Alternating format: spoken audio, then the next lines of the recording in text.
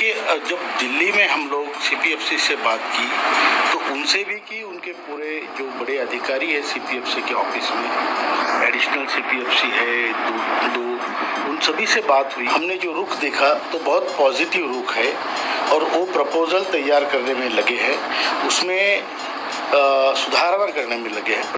Hello दोस्तों, कैसे हो आप दोस्तों। ईपीएस 95 पेंशन धारकों के लिए एक नया अपडेट आ गया है। नया न्यूज है, एकदम लेटेस्ट न्यूज है।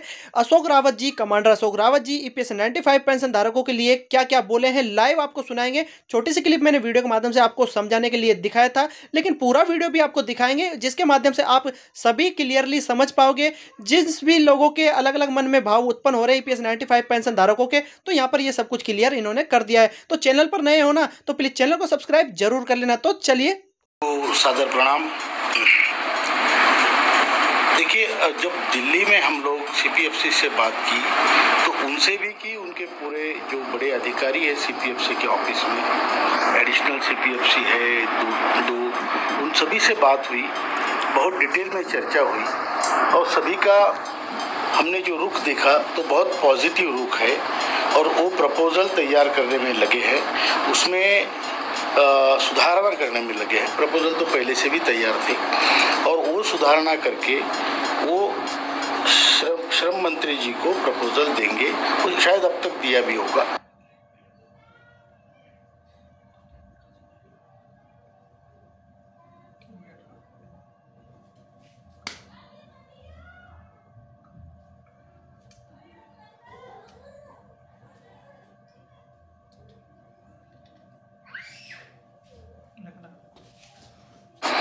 और श्रम मंत्री जी इसमें बहुत पॉजिटिव है, वो खुद जाके वहाँ पे मीटिंगें ले रहे हैं और सबसे चर्चा कर रहे हैं, तो काफ़ी प्रेशर उन पर भी है।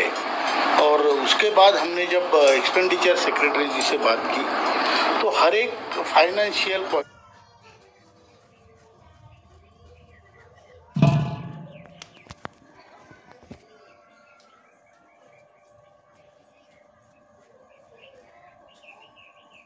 बारीकी से चर्चा हुई।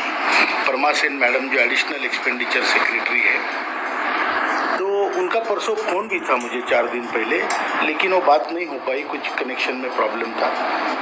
उसके बाद में शायद फिर से बात होगी, लेकिन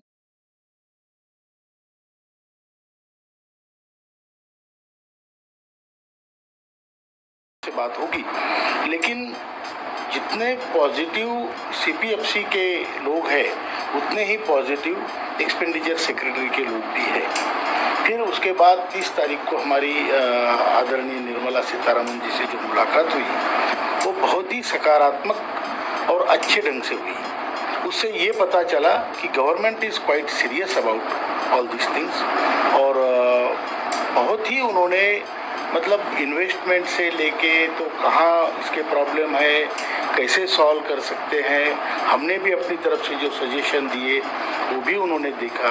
उन्होंने प्रिंसिपली एक मान्य किया है कि गवर्नमेंट ऑफ इंडिया, जो भारत सरकार हमारी है, जो फाइनेंस डिपार्टमेंट है, वो भी हमें कुछ मदद ज़रूर करेंगे और उनकी मदद अगर थोड़ी बहुत भी होती है तो ये प्रॉब्लम मसला हल करने में बहुत मतलब it's will get easily solve, बहुत ही जल्दी ये सॉल्व हो सकता है। तो ये सारी चीज़ें हुई है और मैं चाहता हूँ कि ये जल्दी से जल्दी और थोड़ा वार फुटिंग पे इस पर काम किया जाए और जल्दी से जल्दी ये मसला है कि हमने सभी ट्रेड यूनियनों को कई बार उनसे बैठकें की, मुलाकातें की, प्रेजेंटेशन दिए, रिप्रेजेंटेशन दिए और उन सभी के समर्थन के पत्र भी हमारे पास है।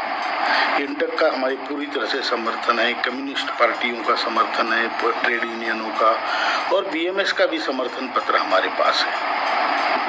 हमने हिरेन पांड्या जी से मुलाकात की, हिमते जी से मुलाकात की। ये सभी लोगों से मुलाकात करने के बाद उनके हमें सपोर्टिंग लेटर्स भी प्राप्त हुए हैं। पहले ट्रेड यूनियनें अलग अलग मांगे कर रही थी, लेकिन इस बार जो ट्रेड यूनियन है वह अलग अलग मांग कर रही है। तो कोई बोल रहा है कि 9,000 प्लस महंगाई भत्ता हो, कोई कह रहा है 12,000 प्लस महंगाई भत्ता हो। तो दोस्तों सबकी अलग अलग डिमांड होती है, इस पर आंदोलन करना या इस पर अपना क्रोध व्यक्त करना ये तो एकदम सही नहीं है। लेकिन दोस्तों यहाँ पर एक बात इन्होंने अच्छी कही है कमांडर अशोक रावत जी ने, उनकी जो डिमांड थी उसको सुन लेते हैं और आपको सही से समझा देते हैं, आप उनके ही मौखिक रूप से सुनिए। जब फाइनेंस मिनिस्टर को ट्रेड यूनियन के सभी ट्रेड यूनियन को उन्होंने बुलावा भेजा तो उन्होंने एक कॉमन डिमांड रखी कि EPS 95 पेंशन 9,000 की रहे, जबकि हमारी मांग 7,500 महंगाई भत्ता है। महंगाई भत्ता जरूरी इसलिए है कि फिर आप एक बार में पेंशन बढ़ाने के बाद फिर आपको सोचना नहीं है, महंगाई के साथ थोड़ा सा बढ़ता जाएगा और जो जीवन स्तर है उसके हिसाब से मिनिमम 2 लोगों के उपजीविका के लिए ठीक रहेगा। अभी इस पे सभी की सम्मति तो है, कुछ आंदोलन करने जा रही है। अब BMS आंदोलन करने से हम किसी को रोक तो नहीं सकते और वो उनका अपना निजी मामला है। अगर वो करना चाहते हैं EPS के सपोर्ट में तो बहुत अच्छी बात है, उसका वेलकम ही है। लेकिन जो डिमांड है वो सभी संगठनों से परे है, वो मुझे समझ में नहीं आया। वो मांग रहे 5,000 और महंगाई भत्ता। भाई जब 7,500 और महंगाई भत्ता के बारे में हमारी बात आदरणीय प्रधानमंत्री जी से 2 बार हुई है, आदरणीय वित्त मंत्री जी से हुई है 2 बार। दोस्तों वीडियो को थोड़ा ध्यान से सुने, थोड़ा वीडियो के अंदर आपको शोर शराबा मिल सकता है, इसलिए प्लीज वीडियो को थोड़ा ध्यान से सुने। अच्छा प्रेजेंटेशन करके रिपोर्ट देके उनकी सहमति प्राप्त करने के बाद अभी भी एक्सपेंडिचर सेक्रेटरी या वित्त मंत्री के साथ बैठक करके आदरणीय उनके साथ भी बैठक करके 7,500 महंगाई भत्ते की बात पर चर्चा हो रही है। तो ये 5,000 और महंगाई भत्ता मांगने का कोई लॉजिक मुझे तो समझ में नहीं आया। तो खैर वो उनकी बात, तो मेरी उनसे प्रार्थना है कि आप अगर आंदोलन करना चाहते हो तो 7,500 महंगाई भत्ता के लिए करो, तो लोग भी आपको सपोर्ट करेंगे। और ट्रेड यूनियनों का वैसे जनरली हमें सपोर्ट है। हमने अभी तक एक आदमी ऐसा नहीं देखा जिसने कहा कि आपकी मांगे ठीक नहीं है या आपका आंदोलन ठीक नहीं है। कोई पॉलिटिकल लोग हो, चाहे सत्ताधारी हो, चाहे विपक्ष के हो, कोई भी सांसद हमें मिले या कोई भी ट्रेड यूनियन के लोग मिले तो उनका हमें सपोर्ट ही प्राप्त है। तो इसलिए हम तो अपना आंदोलन जारी रखेंगे और अगर हमारा काम नहीं होता है तो आपको मालूम है कि हम तो लड़ेंगे। सही है कि जब प्रेशर बढ़ा, सरकार ने हमें बुला के आश्वासन दिया। उन्होंने ये भी बताया कि कम से कम 10 या 8 सालों से जो आंदोलन चल रहा है इसकी मांग जल्दी ही पूरी होनी चाहिए और यहाँ पर हम अगर इलेक्शन होते हैं तो उसमें भी हम जो भी पार्टी हमें समर्थन करेगी, हमारा जो हक के लिए बात करेगी उसका हम समर्थन करेंगे, विपक्ष हो या सत्ताधारी। सेंट्रल वर्किंग कमेटी के मीटिंग में भी ये कहा है कि अगर हमारा काम हरियाणा और महाराष्ट्र के इलेक्शन से पहले नहीं होता है, सत्ताधारी पार्टी को हम सहयोग नहीं करेंगे। क्योंकि लोग भावना ये है कि अगर हमें हर बार हमारा काम नहीं होगा तो हम उनको कैसे मदद कर सकते हैं। इसका परिणाम आपने लोकसभा में भी देखा, कई कारणों में से EPF का कारण भी है, EPS पेंशनरों का। और इस बार महाराष्ट्र, हरियाणा, जो भी इलेक्शंस है, झारखंड, उत्तर प्रदेश के बाई इलेक्शंस, इसमें इसका परिणाम बहुत बड़ी तौर पे दिखेगा। और मैं चाहता हूं कि सरकार इस पर अमल करे और अगर वो हमारा काम करते हैं तो हमने ठान लिया है कि हम उनका काम करेंगे। ऐसा भी नहीं कि हमारा काम होने के बाद हम भूल जाएंगे। तो ये इस बार ये शायद उनको पता चला होगा या चलेगा, तो यही है। और हम चाहते हैं कि जल्दी और हमें सरकार के खिलाफ जाने को मजबूर ना करे, उन्होंने बोला ये खिलाफ जाने पे। और उन्होंने यह भी बोला कि जो EPS 95 पेंशन धारक है उनके सभी के मन में बहुत आक्रोश है इस बात को लेकर कि उनकी जो मांग है वह कम से कम 10 से 8 साल हो गया है और अभी तक उस पर सुनवाई नहीं हुई है। तो उनकी मांग पर जल्द ही सुनवाई हो और उन्हें वह मांग मिले। ये लोगों के मन में बहुत गुस्सा है, बहुत गुस्सा है। पूरे देश में हम जहाँ जहाँ जाते हैं लोग रुआ से होते हैं, रोते हैं। लोग पूछते हैं कि हम आत्महत्या क्यों न करें, क्यों ना हम सामुदायिक आत्महत्या करें। इतना बड़ा गुस्सा होने के बाद अगर सरकार को ये समझ में नहीं आता है तो इतनी कम सेंसिटिविटी सरकार में ठीक नहीं है। आपने जो पिछले परिणाम देखे, इसके अगले वाले परिणाम और भी भयंकर होंगे। अगर सरकार हमारा काम करेगी तो हम सरकार का काम करेंगे, ये हमारा शब्द है। और अगर नहीं करेगी तो सरकार को इससे भी भयंकर परिणाम भुगतने पड़ेंगे। ये मैं आपको लिख के देता हूँ, वचन देता हूँ। क्योंकि इतने बड़े तबके को आप इग्नोर कर रहे हो और बाकी लोगों को फुकट में बांट रहे हो, ये बात अच्छी नहीं है। ये बिल्कुल सहन नहीं किया जाएगा। देश हमारा भी है, हमारे बाप का है। आप सत्ता पाना चाहते हैं जहाँ सामाजिक उत्थान नहीं है, वहाँ सत्ता पाकर आप क्या करोगे? आपको सिर्फ सत्ता में बने रहना अगर आपका कार्यक्रम है तो गलत है। आपको राष्ट्र उत्थान की बात करनी चाहिए, आपको देश को आगे बढ़ाने की बात करनी चाहिए।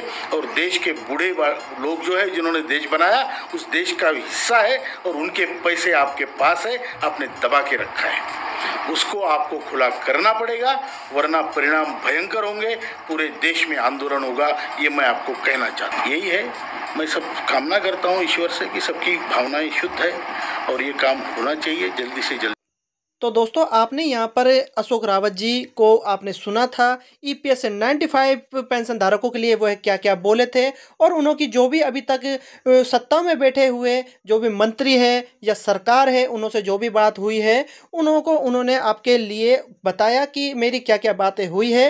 तो उससे उन्होंने अपने लाइव आके यहाँ पर अवगत आपको सभी कराई बातें। क्योंकि ईपीएस 95 पेंशन धारकों को यही लगता रहता है कि एनएससी के जो राष्ट्रीय अध्यक्ष हैं, उन्होंने क्या क्या बात होती है सरकार से, उनको क्या क्या मतलब सरकार बोलती है, क्या आश्वासन देती है। तो मौखिक रूप से उन्होंने एक अपना भाषण तैयार किया, उसके अनुसार उन्होंने अपना बताया और ईपीएस 95 पेंशन धारकों को सभी बातों से रूबरू कराया। तो दोस्तों, आशा करता हूं इस वीडियो के माध्यम से आपको पूरा प्रोसेस समझ में आया होगा कि ईपीएस 95 पेंशन धारकों के मन में जो भी सवाल उठ रहे होंगे, तो दोस्तों आप यहाँ पर क्लियर आपके सभी क्वेश्चन हो गए होंगे। तो दोस्तों, आशा करता हूँ यह वीडियो आपको समझ में भी आया होगा और पसंद भी आया होगा। तो दोस्तों, बस आपसे एक छोटी सी रिक्वेस्ट है, अगर आप हमारे इस चैनल पर नए हो ना, तो प्लीज़ चैनल को सब्सक्राइब जरूर कर लेना। क्योंकि हम ईपीएस 95 पेंशन धारकों से संबंधित जो भी नया अपडेट आता है, चाहे वह वृद्धि से संबंधित हो, चाहे वह किसी प्रकार का कोई अपडेट हो, मैं मेरे चैनल के माध्यम से आपको हरदम देता रहता हूँ।